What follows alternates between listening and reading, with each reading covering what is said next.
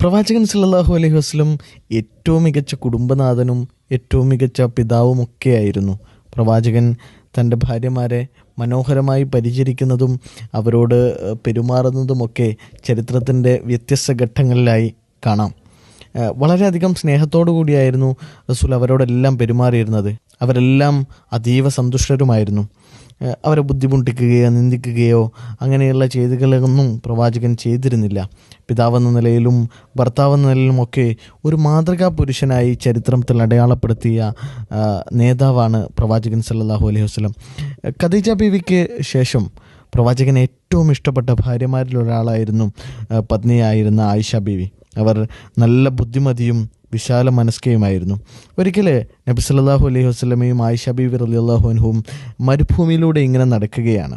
അവിടുന്ന് ബീവിയോട് ചോദിച്ചു, നമുക്കൊരു ഓട്ട മത്സരം നടത്തിയാലോ? മരുഭൂമിയിലെ മണലിൽ അവർ ഒന്നിച്ചോട്ട മത്സരം നടത്തി. അന്ന് ആയിഷ ബീവിയാണ് ജയിച്ചത്. അപ്പം നബി സല്ലല്ലാഹു അലൈഹി വസല്ലം അവരെ നോക്കിയിട്ട് പുഞ്ചിരിച്ചു. ഈ സംഭവം കഴിഞ്ഞ് കുറേ കാലശേഷം ഒരിക്കൽ നബി സല്ലല്ലാഹു അലൈഹി വസല്ലം വീണ്ടും ആയിഷ ബീവിയോട് ചോദിച്ചു, നമുക്കൊരു ഓട്ട മത്സരം വെച്ചാലോ? ആയിഷ ബീവി സമ്മതിച്ചു. എന്നാൽ കാലക്രമേണ ബീവിക്ക് തടി കൂടിയതിനാൽ അന്ന് പ്രവാചകനാണ് മത്സരത്തിൽ വിജയിച്ചത്. ബീവിയെ നോക്കിയിട്ട് ആശ്വസിപ്പിച്ചുകൊണ്ട് പ്രവാചകൻ പറഞ്ഞു, ഇത് അന്നത്തേതിന് പകരമായിട്ടാണ്.